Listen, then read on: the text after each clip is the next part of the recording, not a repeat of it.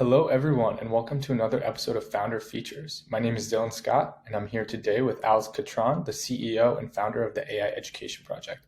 If you are at all interested in artificial intelligence, how AI is going to impact startups and entrepreneurship, or even the ethics behind artificial intelligence, stay tuned for this episode. Alex, why don't you go ahead and kick it off and tell us about yourself and the AI Education Project? Yeah, thanks, Dylan, for having me. I'm Alex. I'm the CEO and co-founder of AI Edu.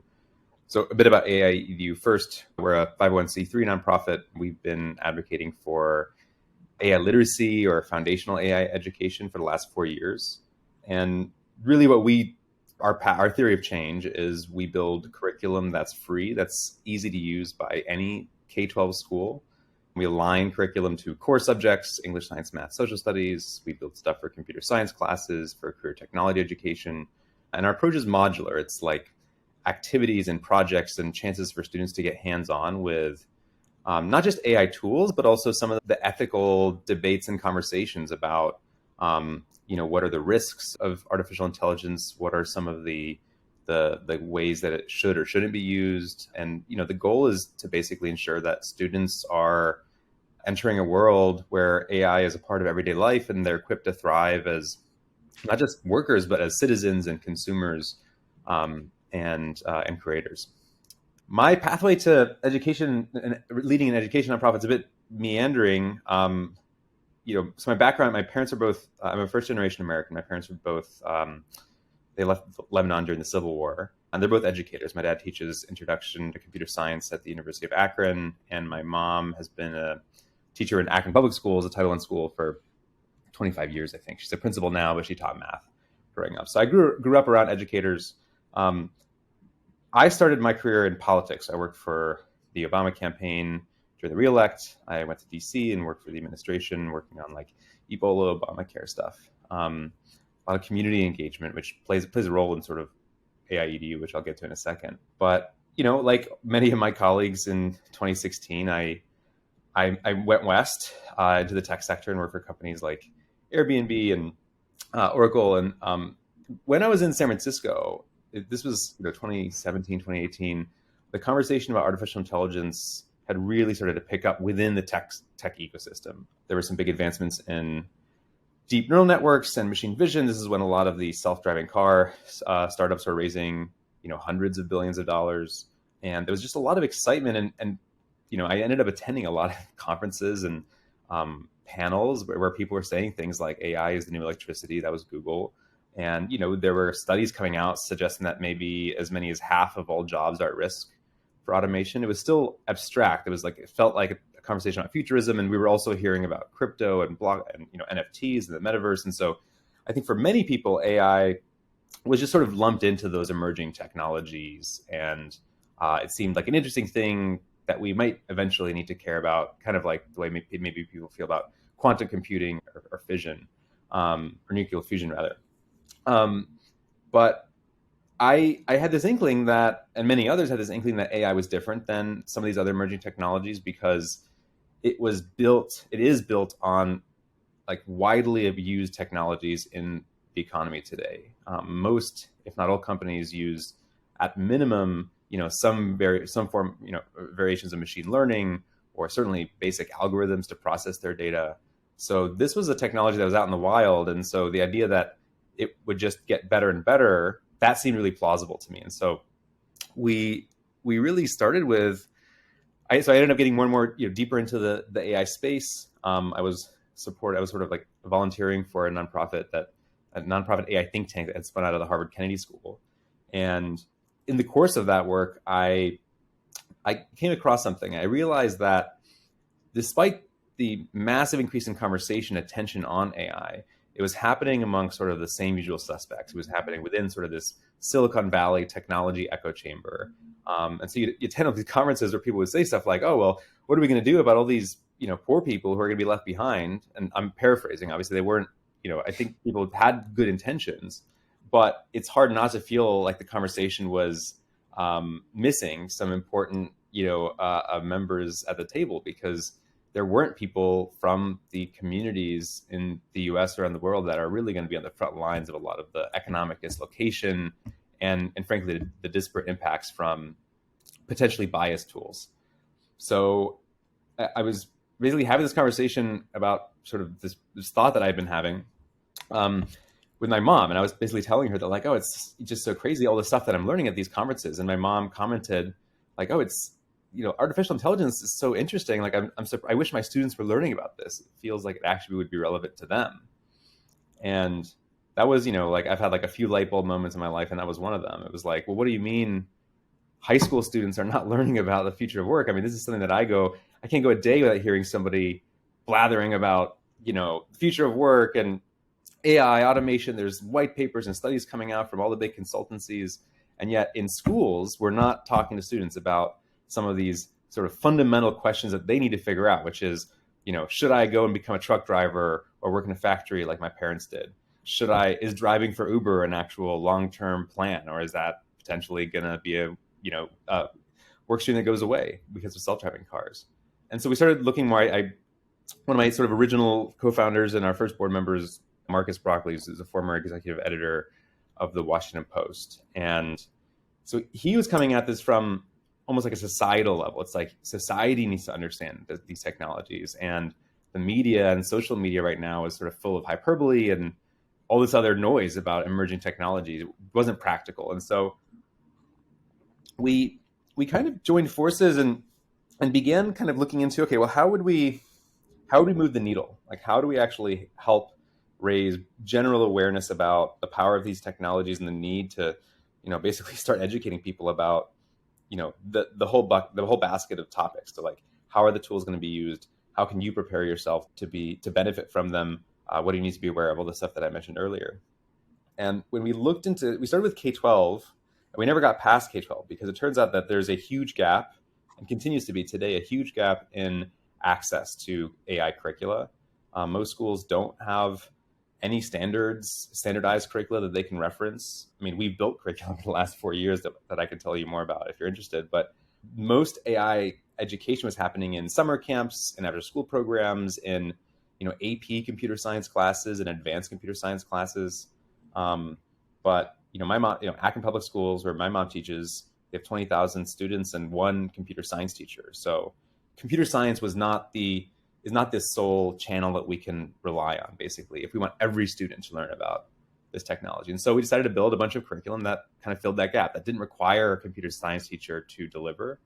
And it kind of took off. It turns out that despite everybody's warnings that teachers are overwhelmed and this is going to be one extra thing on their plate, teachers and administrators get it.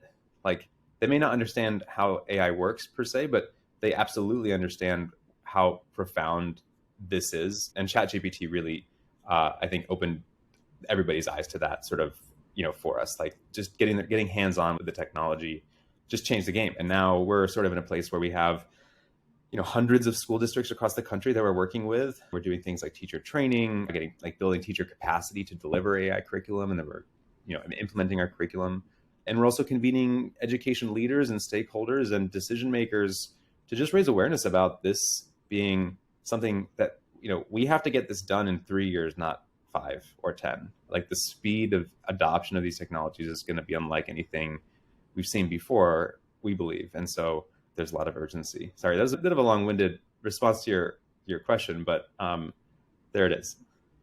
No worries. And I appreciate the detail that you included in that response, honestly, because there's so much surrounding the topic. And for you to even just lay the groundwork there of all the different elements that need to be considered in terms of educating the people, most importantly, the younger generations, about the future of artificial intelligence. It's incredible. I imagine it's been quite a large task for you and your team to take on, but huge amounts of respect from me and from the Techstars team for proceeding on the route that you're on. One of the questions that struck me from what you just explained more towards the end was, why do you think it's happening so fast? Because it seems like it's happening like a waterfall, like it's like the spout leaked a little bit and then it just exploded. Yeah, the dam broke. Yeah, there's new tools being released every week. Like, every week, it's like I have a presentation that I deliver to superintendents to kind of show them, like, here are all the latest capabilities. We show a lot of generative AI stuff beyond just ChatGPT. And it's like, I update that deck sometimes twice a week because, Runway ML is an example. They came out with Gen 1, and then 6 weeks later they had Gen 2, and Gen 2 is like 10 times better than Gen 1. This is text to video. So the answer is two things. I think there's a lot of technological overhang. So we're sort of seeing the intersection of the maturity of cloud computing, of semiconductors, of data. Like we've had a lot of time to think about data and collect data. But the biggest thing is like OpenAI and really the approaches to large language models. They've been in the works for like over a decade, and the big game changer was the compute. But yeah, it's sort of the culmination of all those, the advances in research, the computing capability, the ability to use cloud computing, and the user interface. So we had, GPT-3 was around for a couple of years. And what really changed is OpenAI invested in actually human training to train the model to effectively do a better job at being conversational. Because if you spend a lot of time with GPT-3, you could actually get some pretty good outputs. ChatGPT, which is GPT 3.5, really was focused on how do we design an interface that anybody can easily use and manipulate. So that brings us to the UI point. So the reason this is going to continue to move very quickly is the user interface across all of these tools. Every generative AI tool is going to be most likely using natural language inputs. So whether you're creating videos, voice, code, text, music, what else do we got? Anything. Like user interfaces. I mean, it's really there's a lot of things that generative AI is going to be able to create, and all you need is to be able to just tell it what you want. And so that means that you don't have to have any background in technology. And so one of the interesting things that I learned is the CEO of Stability AI, which runs Stable Diffusion, which is one of the big generative AI art tools. Apparently, some of the most prolific people in their community are like Amazon warehouse employees. They're not technologists. They're people who have some spare time and have been tinkering. And so back to your question about like, how does this compare to other technology transformations? Like the internet, you could imagine we're like in 1994 in terms of how much more sort of a room we have for progress in terms of the capabilities of the technology. But the difference in 1994 was, it was a pretty large, even though there was a personal computer, it was still a pretty niche tool that very few people had access to. And even if you had a computer, it required quite a lot of investment of time to learn how to use it and manipulate it. And certainly if you wanted to create a website, for example. I think a more apt comparison would be to look at the rapid growth of things like mobile apps, of social media like TikTok, because in those cases you had really intuitive user interfaces, a really low barrier to entry for people. And what we've seen is that the usage moves very, very quickly. I mean, TikTok just blew up, it seems like overnight. That obviously happened with ChatGPT. It grew faster than any other product or app in history. But I think all these tools, like, they're just useful. And so when you have the combination of tools that are legitimately useful, that can replace things, and they're easy to use, we should expect, my mental model is even by the end of the year, most people are going to be tinkering, if not actively using, generative AI, especially ChatGPT day to day, if they're in knowledge work or, anything that requires generating text. Absolutely. I think the point you made about the barrier to entry being low clarifies a lot of the rationale for why is this catching on so quickly. Because like you said, if it's easy to use, if the user interface is pretty intuitive, anybody can sort of jump in and tinker around with it. I know I've done my fair share of tinkering. Most of my colleagues have done their fair share of tinkering, friends and whatnot. So it's really cool to see it catching on so quickly. But bringing it back to AI EDU, what do you think is the most important to educate people on in terms of artificial intelligence? Obviously, how to use it, how to interact with it, but what are some maybe tangential pieces of information that you think are important for people to be knowledgeable about moving forward?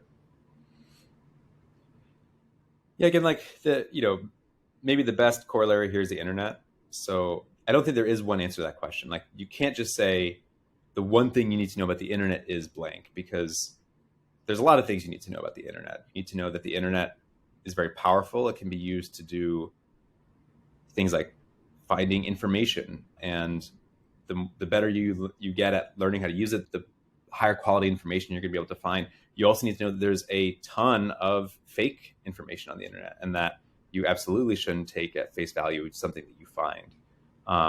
You need to know that it's the backbone for most, if not all, of the technology career opportunities that are out there. All the companies that you might be working for are built on or use the internet, right? So like the same applies to AI, almost sort of mirror image, right? So it's like AI is going to have all these capabilities. Like maybe the most important thing, if you had to only pick one thing, is proficiency in using AI tools.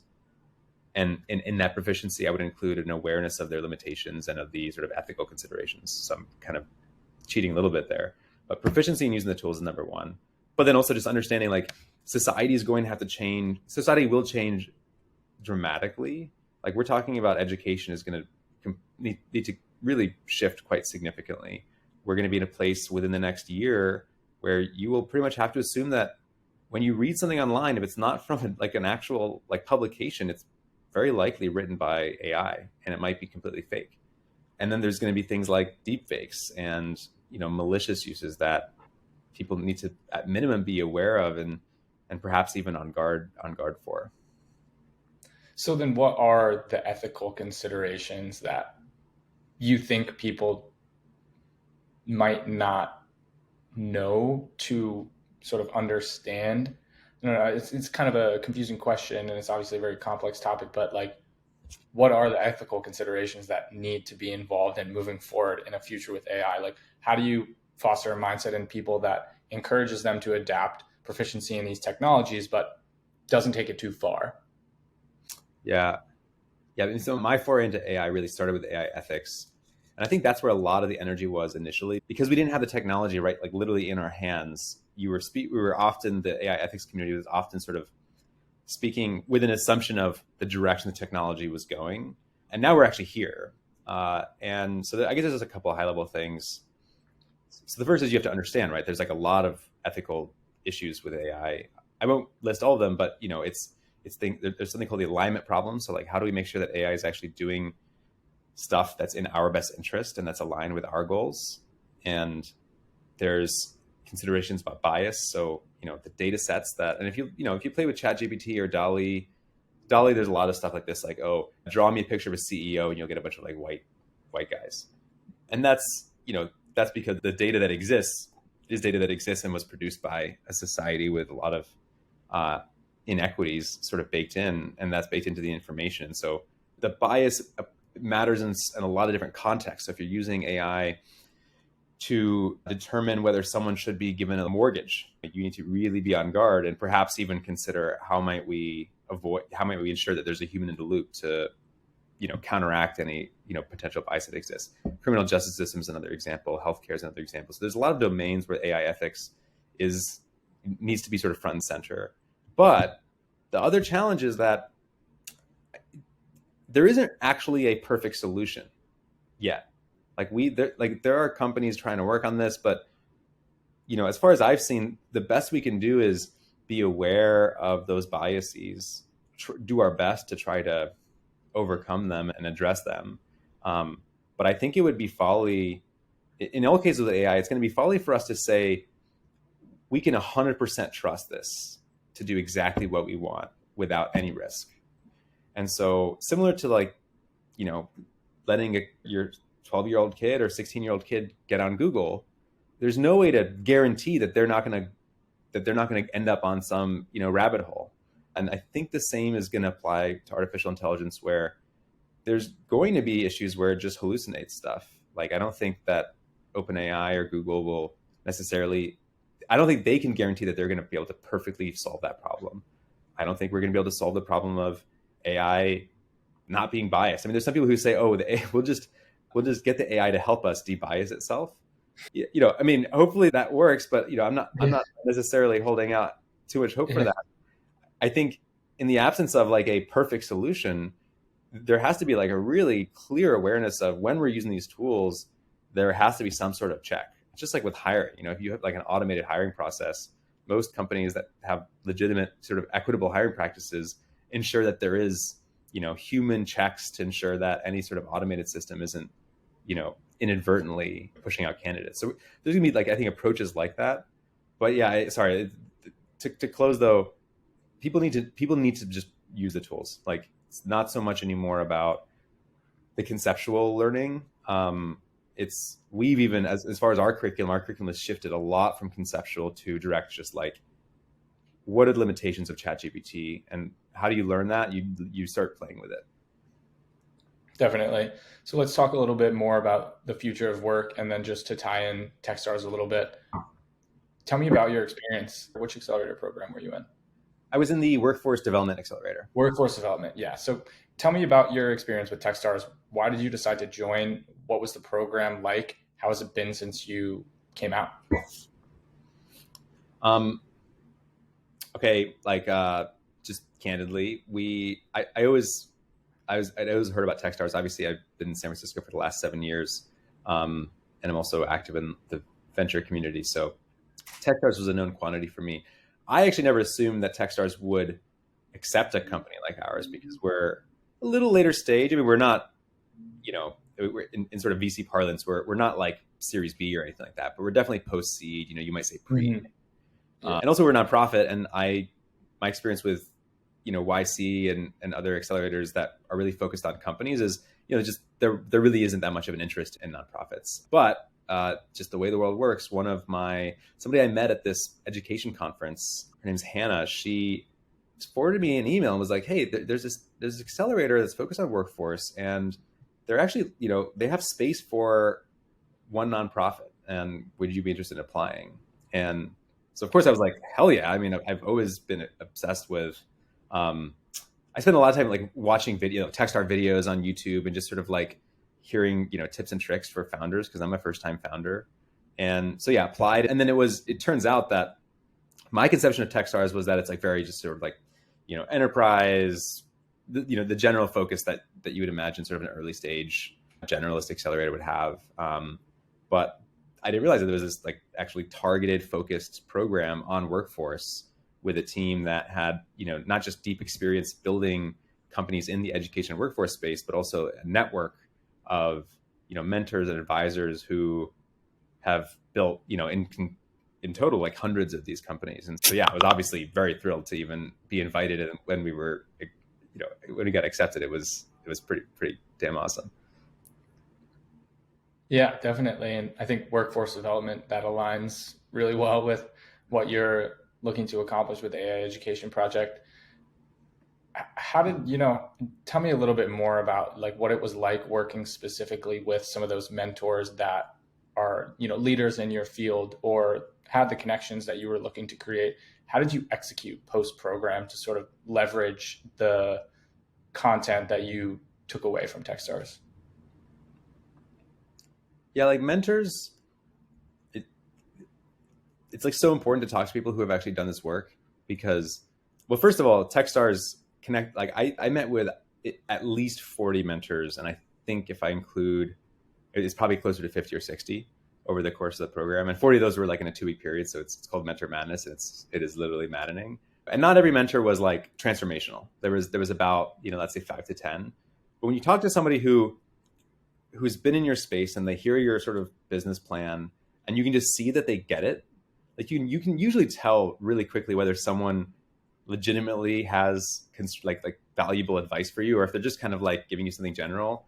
And there were several mentors where it was like they understood exactly the space that we need to be in. They're like, these are the specific superintendents that you need to talk to. These are the specific national organizations and associations. These are the events that you need to get into. And then they made the intros. And then, by the end of the Techstars program, we were basically not just in touch with a lot of those districts and organizations, but had like confirmed partnerships. And that wasn't just the mentors, right? Like, to your point about follow-up, is the mentors are really busy and they're doing a lot. And the fact that they're making time for Techstars without getting paid is, it's obviously part of giving back, but you can't just rely on them to like close the deal. Like, their job is kind of pointing you in the right direction, creating that sort of warm entry point for you. And then the rest is sort of on you, but you have the benefit of the social proofing of this, this mentor that, like, and in many cases, like, these are really respected. I mean, like one example, John Bailey is He's an advisor to a number of different, like some of the biggest foundations in the country that fund, education and STEM nonprofits. So John Bailey knows not just like who to talk to, but he knows how to talk to them. He knows when to talk to them. And, it was, even though he and I probably exchanged just a handful of emails, we had a couple calls, but I can point you to 3 introductions he made that were like transformational for us. And I think that was the case for a lot of the other members of our cohort. I heard a lot of similar stories where, someone found that like one person that just, totally changed the game. That's awesome. I'm really glad to hear that you were able to make some great connections through the program. So where are you at right now with AI Edu? Like, what are the problems that you're facing head on at this current moment in time? This is probably the most fun I'm going to have at AI Edu because we've been working at this for 4 years. This is obviously our moment now. Everybody is paying attention to not just AI, but the need for AI. There's going to be very soon a concern about, is AI going to take jobs? And there's a bunch of studies now that show like 300 million jobs are at risk. This is a study that just came out today from ChatGPT. That's scary. Yeah, people are going to start freaking out about it. But I think, what we, we're learning along with everybody else. So, and we're not economists, but our sense is that it's not so much that people need to be worried about AI taking their jobs. They should be worried about someone using AI taking their jobs. And that brings us back to why this is our moment, because if your protection against being economically displaced by AI is being a proficient user of AI, education's the tool. Like that's how you get there. We can't just expect people to learn on their own. And so classes and schools and districts are captive audiences. And so I think that's just positions us really well. So what we're doing next is we raised a bunch of money over the past year, including from OpenAI and Google and Microsoft. And congratulations. Thank you. And SAP, I mention everybody, Booz Allen Hamilton, AT&T. That's a pretty stacked list you've got going there. Yeah, because I mean, like this is AI is now the core strategy for Google. It is the core strategy for Microsoft. It is the core strategy for NVIDIA. It is attracting the vast majority of like new investment and venture is all moving towards AI and generative AI. So everybody's sort of charging into this space. And what that's going to do is it's going to create, obviously opportunity for us, but more importantly, it's going to create more urgency because the pace of the tools are going to be coming out faster. Like, thousands of AI companies are probably being founded this year. And it might take 1 or 2 or 3 years for those products to start getting rolled out. But again, in 3 years, we're going to have the world is going to look very different. And so what our biggest challenge is we haven't raised that much money and we need to double or triple the size of our team. We need to really figure out how do we, our ambition now is not just to build a big nonprofit that has impact. Our mission is like every single student in America should have access to AI education. And frankly, every learner, which includes people that are even in college or maybe even in between jobs. And so to get to there, you really have to be ambitious. And, that means you have to invest a lot. And the challenge of figuring out how to spend money effectively and how to hire effectively and how to make sure that you're growing at the right pace and matching to all the opportunities is, again, it's going to be really fun, but it's going to be a really hard challenge, I think. Definitely will be a difficult challenge, but like you said, you're leading the charge and I'm happy to follow you into the battle. So I'm super excited. And I guess I just want to, for our audience who maybe they are on the very, very surface of breaking into AI, they want to learn more, but they don't know exactly where to start. Can you give me like a super succinct beginner's guide to learning AI? Yeah, we're working on something like this. You need like a handbook or something that you can just like pass out to people, like a pamphlet. Yeah, I think it's probably a series of Loom videos. Okay. But the short answer is start learning and using the tools. Start with ChatGPT. Start with one of the image generators. DALL-E is probably the most user friendly, but it doesn't matter. Midjourney, Stable Diffusion, and there's a bunch of other tools as well. So there's something called Galileo, which is natural language text input, and then it creates user interface designs in Figma. So part of this is like find tools that are useful in your work and start playing with them. and then continue paying attention to the new updates and the new tools that come out.